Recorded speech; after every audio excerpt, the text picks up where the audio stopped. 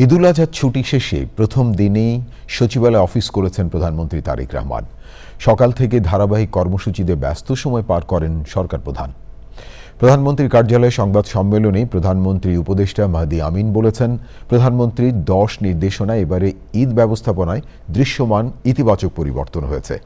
বিশ্বের অন্যান্য দেশের সঙ্গে সামঞ্জস্য রেখেই জ্বালানি তেলের দাম বাড়ানো হয়েছে বলে জানিয়েছেন প্রধানমন্ত্রীর কার্যালয়ের মুখপাত্র। রিপোর্টে আরও জানাচ্ছেন সহকর্মী রাহুল রায়। ঈদুল আজহার ছুটি শেষে শুরু হয়েছে কর্মময় দিন। প্রথম দিনই সচিবালয়ে অফিস করেছেন প্রধানমন্ত্রী তারেক রহমান।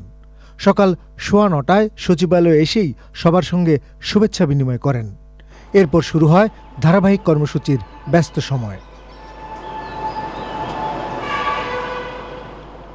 বিকেলে প্রধানমন্ত্রীর তেজগাঁও কার্যালয়ের সংবাদ সম্মেলনে নির্বিঘ্নে ঈদ উদযাপনের জন্য প্রধানমন্ত্রীর 10টি নির্দেশনা তুলে ধরেন প্রধানমন্ত্রীর উপদেষ্টা ও প্রেস উইংয়ের সদস্যরা।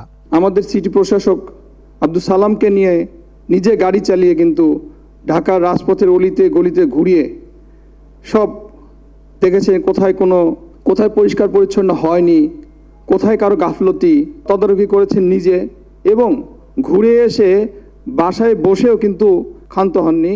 ওখানে বসে বসে কারা কারা গাফলতি করেছে তাদেরকে ফোন করেছে, বুঝিয়েছে যে দেশটি সবার পরিচ্ছন্ন করতে হবে।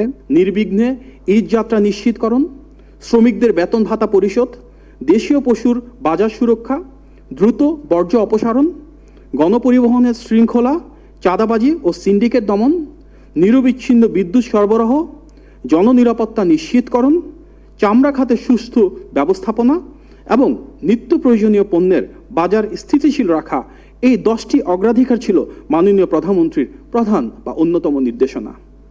এসব উদ্যোগের সমন্বিত বাস্তবায়নে ঈদ ব্যবস্থাপনার বিভিন্ন ক্ষেত্রে দৃশ্যমান ইতিবাচক পরিবর্তন এনে দিয়েছে। প্রশ্নোত্তরে জ্বালানি তেলের দাম বাড়ানো নিয়েও কথা বলেন প্রধানমন্ত্রী কার্যালয়ের মুখপাত্র। জ্বালানি তেলের দাম কিন্তু মিডল ইস্টে যুদ্ধ শুরুর পর পৃথিবীর সব দেশেই বাড়ানো হয়েছে। যে কয়টা দেশ একদম শেষ মুহূর্তে দাম বাড়িয়েছে বা যতটা সম্ভব বিলম্বিত করে দাম বাড়িয়েছে, বাংলাদেশ তার ভিতর অন্যতম। এবং অন্যান্য দেশের সাথে তুলনা করলে এখনও বাংলাদেশের তেলের দাম অনেকটুকু কম। পার্শ্ববর্তী দেশ থেকে শুরু করে আমাদের যদি এই রিজনও দেখি, আমাদের আলহামদুলিল্লাহ জ্বালানি তেলের দাম নিয়ন্ত্রণে রয়েছে, যার কারণে মূল্যস্ফীতি আমরা নিয়ন্ত্রণে রাখতে পেরেছি। মাহদি আমিন বলেন, এই ঈদে রাষ্ট্র পরিচালনায় দায়বদ্ধতা, প্রশাসনিক সমন্বয় এবং নীতিগত পরিবর্তন দেখা গেছে। রাহুল রায়, চ্যানেল আই, ঢাকা।